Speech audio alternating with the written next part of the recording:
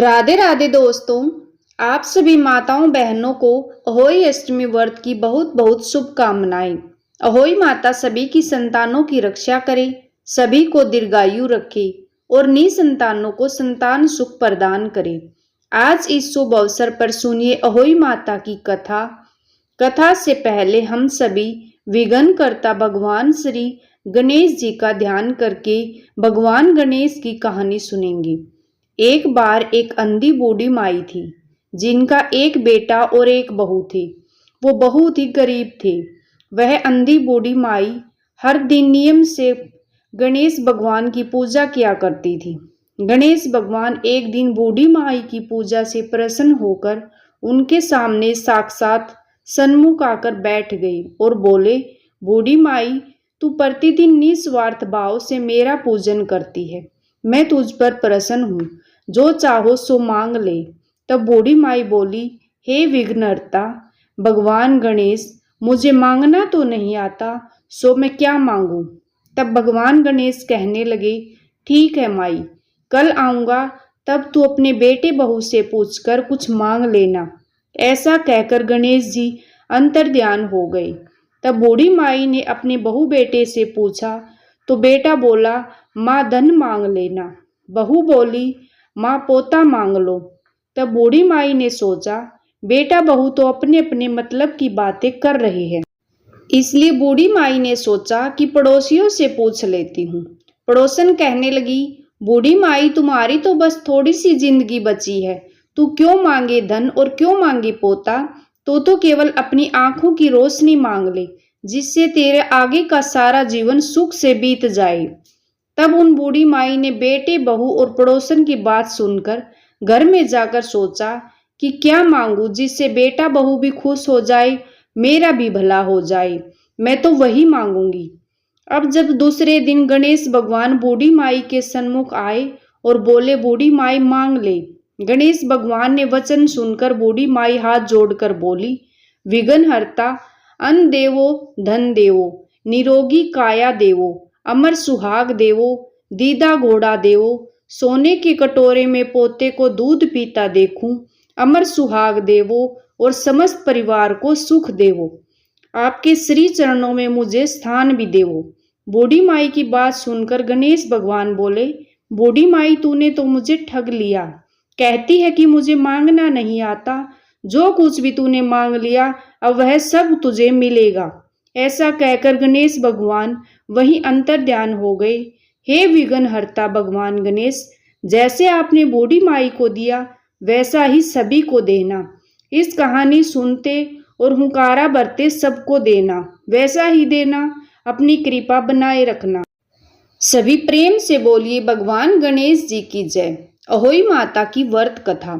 पौराणिक कथा के अनुसार एक बार एक साहूकार था, जिसके 7 बेटे और 7 बहुएं थी, साथ ही एक बेटी भी थी।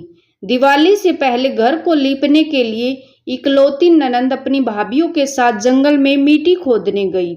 जब वह मिट्टी खोद रही थी तभी वहां पर श्याऊ यानी कि सेई की मान थी। मिट्टी खोदते समय ननंद के हाथ से खुरपी लगकर सेई का एक बच्चा मर गया, जिसे देखकर श्याऊ बहुत क्रोधित हो गई। दुखी होकर श्याऊ माता बोली कि मैं अब तेरी कोख बांधूंगी। तब ननंद अपनी 7 भाभीयों से कहने लगी, तुम में से कोई मेरे बदले कोख बंधवा लो। लेकिन सबने इनकार कर दिया। परंतु छोटी भाभी सोचने लगी, अगर मैं अपनी कोख नहीं बंधवाऊंगी तो सासू मां नाराज होगी। ऐसा विचार कर ननंद के बदले में छोटी भाभी ने अपनी कोख बंधवा ली। इसके बाद जब भी उसका लड़का होता तो 7 दिन बाद वह मर जाता। एक दिन उसने पंडित जी को बुलवाकर पूछा, पंडित जी, मेरी संतान 7वें दिन ही क्यों मर जाती है। पंडित जी ने कहा कि तुम सुरई गाय की पूजा करो, सुरई गाय की सेवा करो, क्योंकि सुरई गाय स्याऊ माता की सहेली है। तब वह तेरी कोख खोल देगी, तभी तेरा बच्चा जिएगा। इसके बाद से छोटी बहू सुबह जल्दी उठकर चुपचाप सुरई गाय के नीचे साफ सफाई करके आ जाया करती। गौ माता एक दिन बोली कि आजकल कौन मेरी सेवा कर रहा है, सो आज मैं देखूंगी। एक दिन गौ माता खूब जल्दी उठ गई। क्या देखती है कि एक औरत आकर उसके नीचे गोबर आदि साफ करके चली जाती है। गौ माता उससे बोली, मैं तेरी सेवा से प्रसन्न हूँ, जो चाहे वो वर मांग लो। तब साहूकार की बहू बोली कि स्याऊ माता आपकी सहेली है और उसने मेरी कोख बांध रखी है, सो हे गौ माता मेरी कोख खुलवा दो। गौ माता कहने लगी, बहुत अच्छा। अब तो गौ माता समुंदर पार अपनी सहेली के पास उसको लेकर चल पड़ी। रास्ते में कड़ी धूप थी, सो वे दोनों एक पेड़ के नीचे जहां पर गरुड़ पंखनी का बच्चा था वहां बैठ गई। तभी थोड़ी देर में एक सांप आया जो कि गरुड़ पंखनी के बच्चे को डसने जा रहा था। साहूकार की बहू ने ये देखा तो सांप को मारकर डाल के नीचे दबा दिया और बच्चों को बचा लिया। थोड़ी देर बाद गरुड़ पंखनी आई और वहां पर खून पड़ा हुआ देखकर साहूकार की बहू को चोंच मारने लगी। उसने सोचा कि हो ना हो इसी बहू ने मेरे बच्चों को मार डाला है। तब साहूकारनी बोली कि मैंने तेरे बच्चों को नहीं मारा, बल्कि सांप तेरे बच्चों को डसने आया था। मैंने तो उस सांप से तेरे बच्चों को बचाया है। यह सुनकर गरुड़ पंखनी खुश होकर बोली कि मांग तू क्या मांगती है। साहूकार की बहू बोली, गरुड़ पंखनी मुझे 7 समुंदर पार स्याऊ माता के पास पहुंचा दो।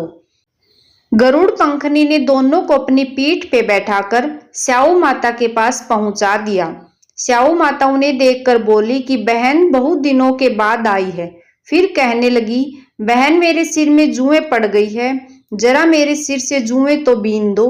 तब सुरई गाय के कहने पर साहूकार की बहू ने सलाई से उनकी सारी जुएं निकाल दी। इस पर स्याऊ माता प्रसन्न होकर बोली कि तूने तो मेरे सर में बहुत सलाई डाली है, इसलिए 7 बेटे और 7 बहुएं मिलेगी। वह बोली, हे स्याऊ माता मेरे तो एक भी बेटा नहीं है, 7 बेटे कहाँ से होंगे। स्याऊ माता बोली, वचन दे दिया है सो दे दिया है, वचन से फिरूं तो धोबी के कुंड पर कंकड़ी बन जाऊं। तब साहूकार की बहू बोली, मेरी कोख तो तुम्हारे पास बंद पड़ी है। यह सुनकर स्याऊ माता बोली, तूने तो मुझे ठग लिया।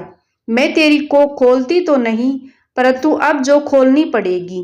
जा, तेरे घर तुझे 7 बेटे और 7 बहुएं मिलेगी। तू जाकर उजमन करियो, 7 अहोई बनाकर 7 कढ़ाई करियो। साहूकार की बहू खुश होकर घर लौट आई।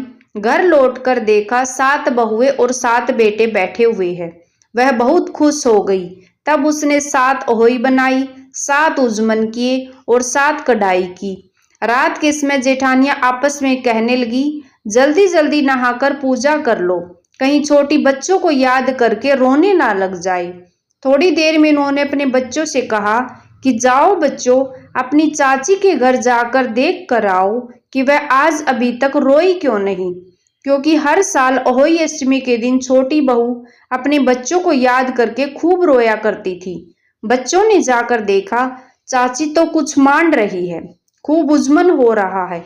यह सुनते ही जेठानियां दौड़ी दौड़ी उसके घर आई और जाकर कहने लगी, छोटी बहू तेरी कोख तो बंधी हुई थी, तूने कैसे कोख खुलवा ली।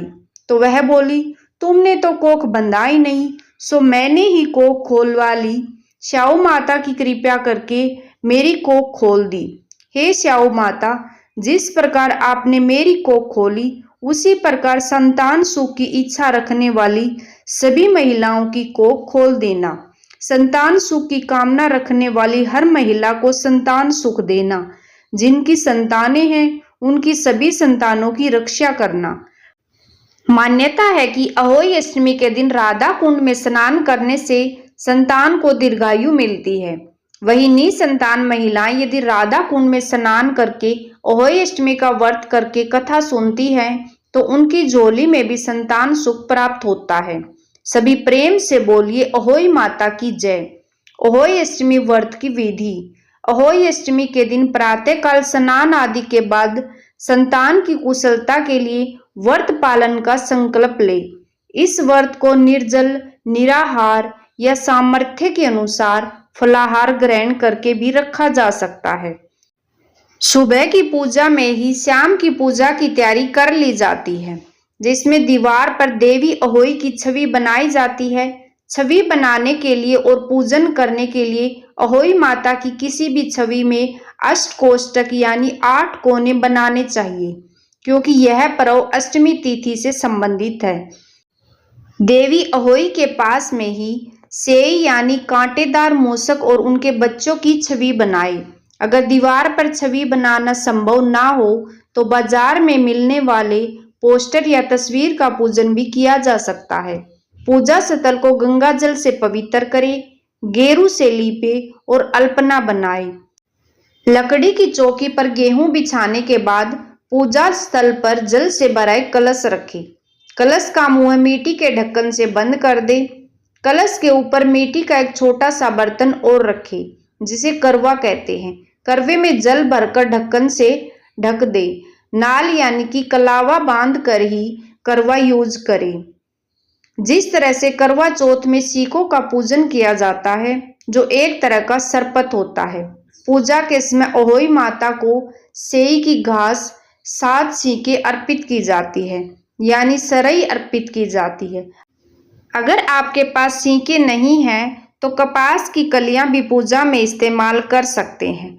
पूजा में 8 पूरी, 8 पुए और हलवा बनाकर तैयार कर ले। ये परिवार में किसी वृद्ध महिला या फिर ब्राह्मण को दक्षिणा सहित प्रदान करे। शाम के समय इस व्रत में मुख्य पूजा की जाती है। परिवार की महिलाओं के साथ या अन्य महिलाओं के साथ अहोई अष्टमी की पूजा समूह में कुछ जगह पर की जाती है। कुछ जगह पे इस व्रत में भगवान शिव और देवी माता जी की पूजा का विधान है। फिर अहोई माता को अक्षत, रोली, धूप, दीप, दूध अर्पित करें। सुबह तैयार की गई वस्तुएं माता को अर्पित करें और इस व्रत में स्याहू की माला भी गले में धारण की जाती है, जिसमें चांदी के 2 मोती सहित स्याहू को धागे में पिरोकर पूजा करें। उसके बाद आपको गले में पहनना होता है। जिसकी जितनी संतान होती है उतनी ही संख्या में हर साल एक एक मोती बढ़ाना होता है। पूजा के समय स्त्रियां अहोई माता की कथा सुनती है या सुनाती है और अहोई माता के साथ साथ से सेई की भी पूजा की जाती है।